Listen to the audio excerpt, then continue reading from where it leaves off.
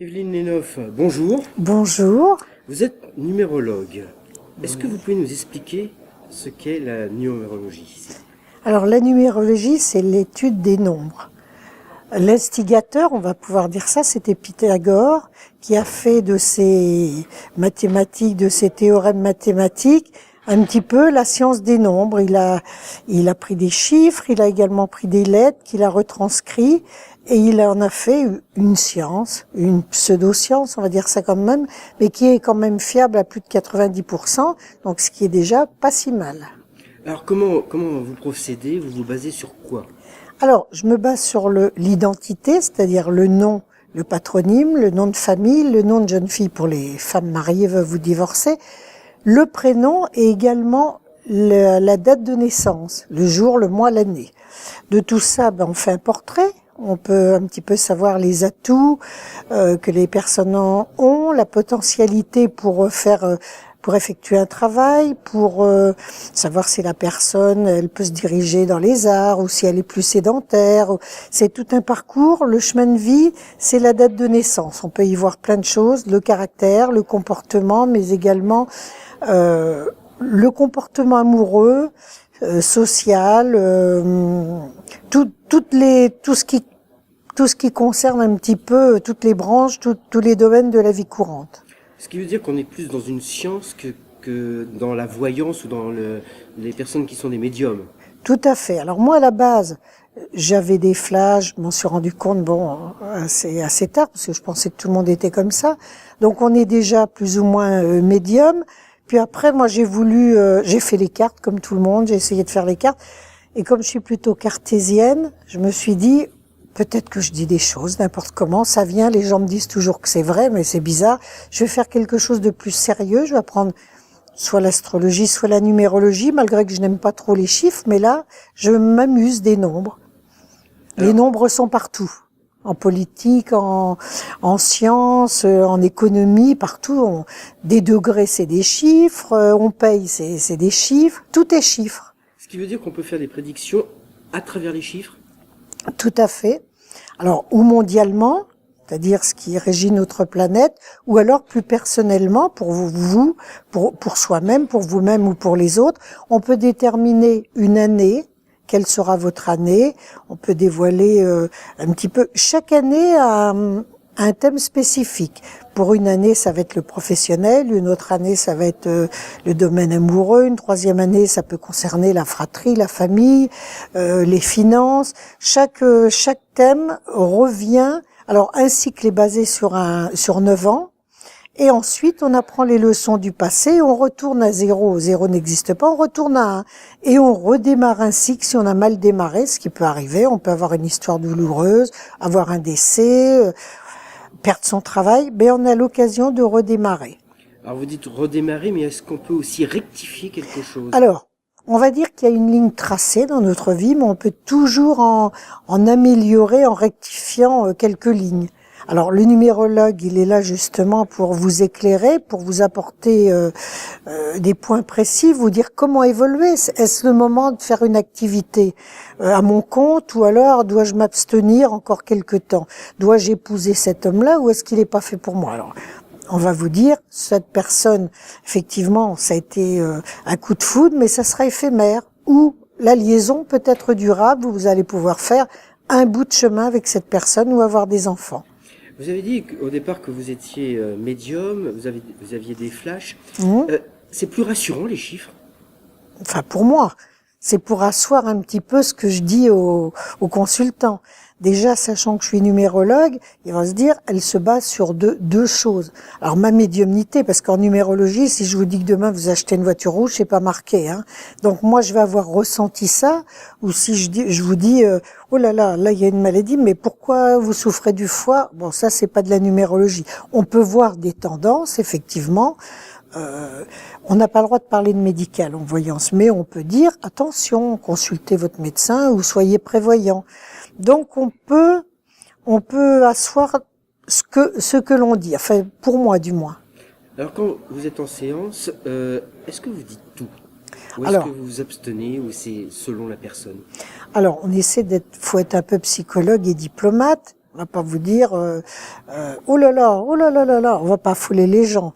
Donc on va être plus prévoyant, on va essayer d'amener les gens à savoir si on voit un problème de santé, lui dire ah, attention, une alerte, on va prévenir. Mais moi, je dis toujours les choses.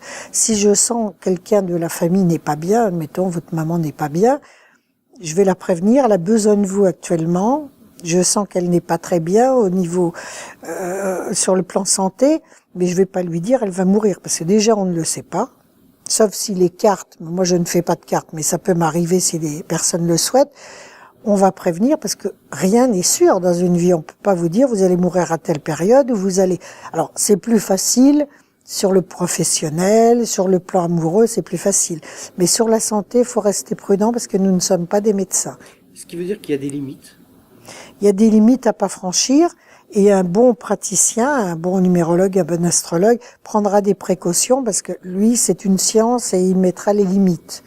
C'est ce qui fait la différence entre le fait que ça soit une science ou que ça soit quelque chose qui serait un don.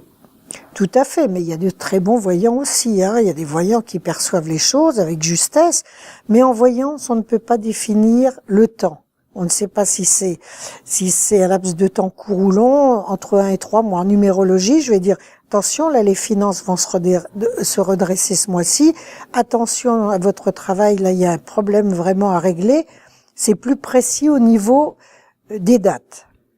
Effectivement, parce que le temporel, c'est quelque chose qu'on a du mal à maîtriser quand on est médium ou voyant. C'est impalpable. Oui, alors que là, vous êtes capable de définir des dates précises ou des périodes précises. Oui, on va prendre le cas d'une élection présidentielle ou pas d'ailleurs.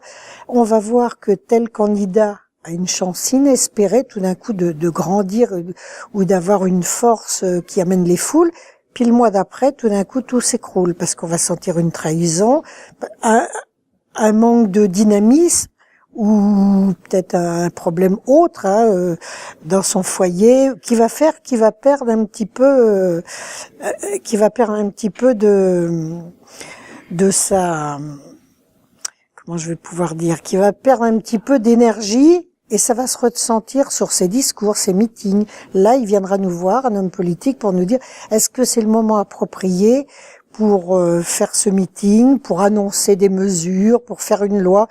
Suis-je dans le vrai ou est-ce erroné? Parce que parfois on est dans le flou et on ne le voit pas. Nous, on est clair. Alors, est-ce qu'on consulte beaucoup, en fin de compte? Parce qu'on a l'impression que c'est un peu tabou de dire qu'on consulte des numérologues, des voyants, des médiums. Est-ce que ça commence un petit peu à se savoir et que ça soit un peu moins discret? Alors, c'est davantage les femmes qui consultent, De tout âge, je veux dire que ça va de 18 ans jusqu'à plus de 80 ans. Pour toujours les mêmes thèmes, à part le professionnel, puisque comme vous êtes en retraite, c'est un autre problème. Le domaine amoureux, il est extrêmement... tout le monde recherche l'amour, c'est de plus en plus difficile, même pour les jeunes. Alors tout le monde consulte, ça va du simple ouvrier au PDG, à l'homme d'affaires, ou même au plus haut niveau de l'État. Tout le monde consulte. Les hommes, c'est un peu différent, ça sera plus pour leur domaine professionnel, pour des reconversions ou parce qu'ils auront perdu de l'argent dans un héritage, pour une pension alimentaire, des divorces, c'est plus comme ça. Il y arrive aussi qu'ils consultent pour le domaine amoureux naturellement, surtout quand c'est une deuxième union, là ils ont un petit peu plus peur, mais c'est davantage les femmes et de tout bord. Et comment vous expliquez que ce soit plus les femmes que les hommes? Les femmes sont peut-être plus sensibles, elles recherchent peut-être plus l'amour, les hommes, on est déjà plus de femmes sur Terre que d'hommes, alors voilà pourquoi. Je ne sais pas, c'est peut-être une façon un petit peu de se rassurer pour les femmes. Alors ce salon a ouvert énormément de possibilités différentes. Oui. C'est bien ce mix? Moi je pense. Vous parlez du salon dans lequel nous sommes. Oui, parce qu'il y a du bien-être également, il y a de la réflexologie, il y a plein de disciplines. Je l'ai essayé, j'ai testé. Il y a plein de disciplines différentes. Et puis il y a des numérologues, des astrologues, des voyants. Il y a des gens de tous bords. Et en plus, ils ont été sélectionnés, les gens qui sont à ce salon. Donc c'est très bien. Ce qui veut dire que là, il y a une preuve de sérieux. Et de qualité. Et de qualité. C'est d'éviter les charlatans, parce qu'on sait qu'il y en a d'éviter l'amalgame, oui. Il y a beaucoup de... Chacun tire les cartes sous le coin de sa table et s'imagine que c'est très facile et puis qu'on peut donner des informations, mais les mots ont une signification et les mots restent. Alors faut pas toucher les gens dans des choses qui ne sont pas. Alors c'est quelque chose quand même qui se démocratise un petit peu, ou est-ce que... Parce Oui. qu'on est un pays quand même un peu fermé sur ce genre de sciences. Oui. À l'étranger, c'est peut-être un peu plus facile. Mm. C'est manque d'ouverture en France. Oui, parce que moi je travaille sur une télévision étrangère. Je peux vous dire que les mentalités sont plus évoluées. On appelle davantage à l'antenne. On n'a pas honte, on n'a pas peur que le voisin vous regarde. Donc ça dépend. En France, c'est encore assez cloisonné, quoique ce soit moins tabou. On en parle plus facilement à ses amis, à ses contacts, à son travail. Je pense que ça devient de plus en plus à la mode. C'est un moyen de se rassurer. Tout à fait, je pense que c'est ça. Et c'est une bonne méthode. Ça peut l'être. Après, chacun il voit midi à sa porte, mais je pense. Alors il faut que chacun ose le dire, c'est important. Oui, oui. On est très cartésien en France, malgré tout. On n'ose pas... on va dire qu'on est croyant, alors qu'on a des croyances. Elles peuvent être philosophiques, laïques ou religieuses, mais on osera moins dire qu'on consulte un voyant. Merci, Eugénie. Merci.